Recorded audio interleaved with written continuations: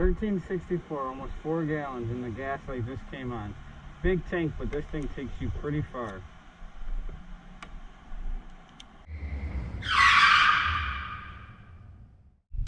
What it is, everybody, and thanks for tuning back in here to another episode here on the Speedbug channel. Today we're going to talk about the xDiavel S. What we're going to talk about is this bike a good commuter? Very similar to a few other videos that I've made about it and other bikes that I possess. And we're going to talk about how well this bike is or is not a good commuter. And I filmed a little video of me, commuting in, so I'm going to roll the camera so you guys can actually see some actual real commuting. Rather than me just stare at the bike the entire time, you'll actually be able to see some standard commuting with no speed up, no time lapse or anything like that, and then we'll finish it off here. So, let's get started. Is this bike a good commuter? Well, I think it's a really good commuter, actually. The first thing and first and foremost, I'm going to say the worst thing about this bike, hands down, is going to be its price, because it's a hell of a lot more expensive than a lot of other cruisers. Given the fact that this bike can tip the scale of almost 30 out the door, meaning the S model, the xDiavel is a little bit cheaper. How it doesn't come with the forged and the milled wheels and the milled belt covers and the different style back rim and a few other things, the special features and electronics and such up top.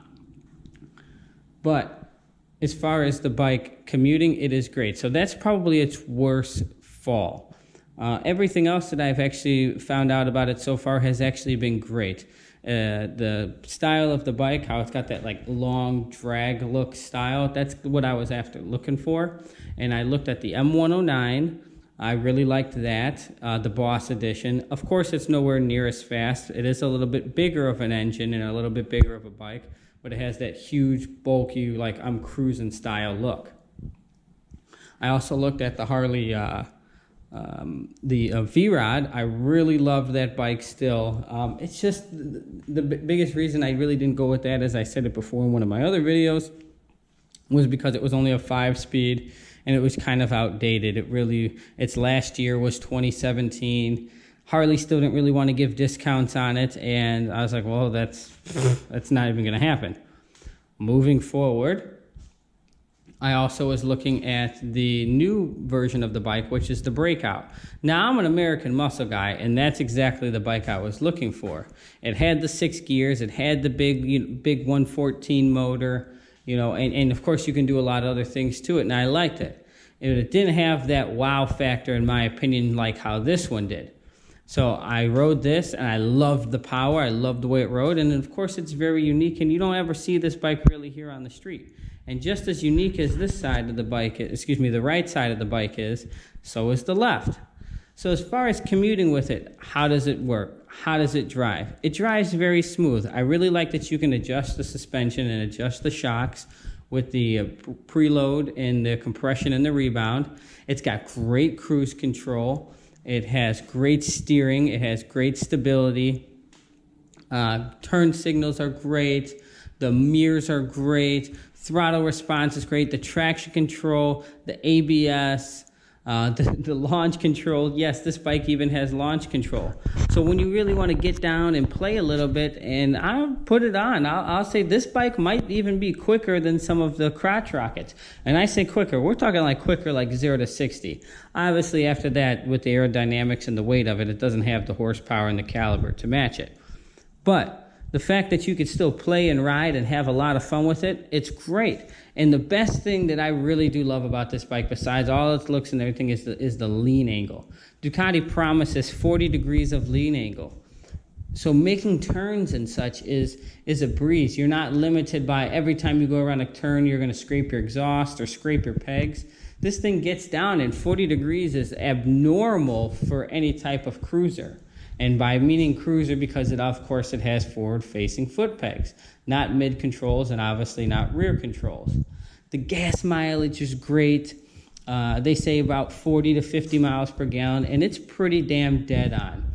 4.5 gallon tank, and it takes me almost 300 miles. If you don't beat on it. And if you do beat on it, well, I think you all know where that's going to go. It's definitely going out the tailpipe. But what's the fun in always getting good gas mileage? This bike has like 160 horsepower, so when you want to get up and move, it can definitely get up and move and get up out the way.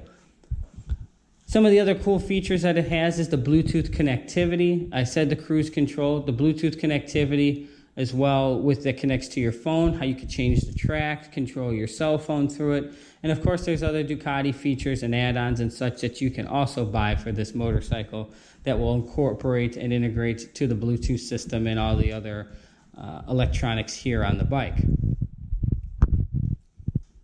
Braking is probably the best I've ever ridden on a cruiser.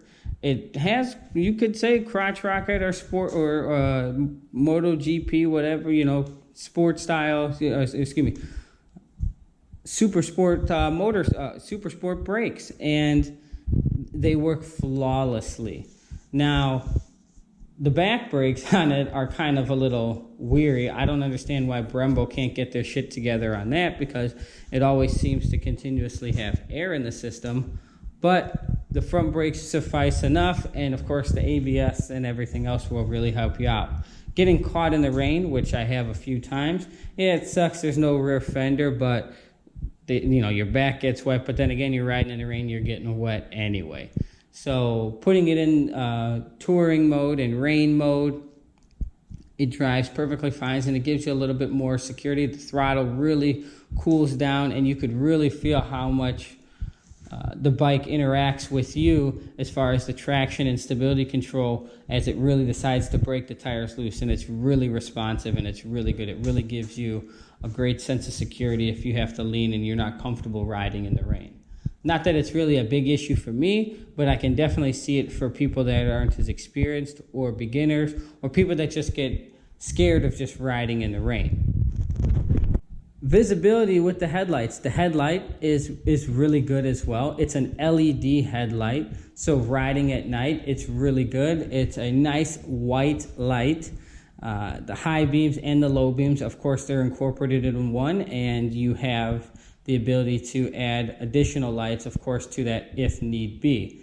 The running light sits on the outside and gives it a nice cool look and a nice signature look to the xDiavel. But commuting as well with the motorcycle itself, sitting on it comfortably. Would I ride this bike from, South Florida all the way down to, this most southern tip, Key West, in a heartbeat? Absolutely. 100%. The seat is comfortable. The riding position is comfortable. As long as you keep it under 75, you're not too much of a parachute. But when you're just trying to cruise, or if you want to go fast, I have plenty of other motorcycles that I can decide that if I will really want to go fast on. Granted, this one can get down and do it, and it's great to do it in spurts. However, this is not the bike, and this is not the reason I bought this motorcycle, is to try and break the land speed record. You buy this motorcycle because you want to cruise, look good, and just enjoy the scenery. The handlebar position is great. Now, some people think that it's a little wide. I personally like it. I personally like it a lot, actually, solely because I'm so used to them being so close and being hunched over on the crotch rocket. So it's nice to have a little bit of a different feel, but I understand where other cruiser riders are coming from, saying it is very relaxed. The rear seat with your passenger. Now, this could be a make or break for some people buying this bike. The rear seat for this bike, if you don't have the extension seat on it, it sucks for the passenger. There's just not enough meat on the bike for the passenger's butt to sit. Whether they have a skinny butt, fat butt, whatever. There really just isn't a lot of meat, because they got to wrap their legs around you, and it just doesn't leave a lot of room for their butt to grab the seat. And it gives them a false sense of security that, hey, if you gun this thing, they're going to fall off and their butt's going to hit the tire, and that's going to end up for a really bad day for the both of you. So if you put the extension seat on, it extends the back seat out a little bit, and it also adds a small little tail so that they can rest their rear side of their behind on that as well, so they can relax a little bit, and then it's perfectly fine. So cruising with it, when it's like that, it's configured for that, you can go hundreds of miles, of course getting gas and resting a little bit every now and then, but for the most part, it is really good. And everything else is just the looks of the bike and how it corners and how it drives and everything else, from the keyless ignition to the electronics to the mirrors that don't really shake, just into the looks and how it, again, how it turns. I still am in love with the way it turns. It is a really good commuter bike. And if you're looking for a cruiser that crosses it off, it is like the ultimate cruiser. I made a video about that. Check that out if you want to hear why I think it's also the ultimate cruiser. But for a commuter, this bike does it all, and it really crosses off a lot. So if you're in the market for a new cruiser and you want a little bit more oomph than your Harley can give you, or your M109, or even your V-Ride, you may want to check this out. It's definitely not faster than the VMAX, I will say that, but it'll give it a run for its money, but it looks cooler than the VMAX. So that's going to conclude it here for today's video. Again, if you guys like what you saw, don't forget to subscribe. We'll have more reviews and more interesting content here about the xDiavel here coming soon. And of course, don't forget to check me out here on Instagram at the Speedbug, same name here as YouTube. And we'll see you here for another episode here on the Speedbug channel. Deuces.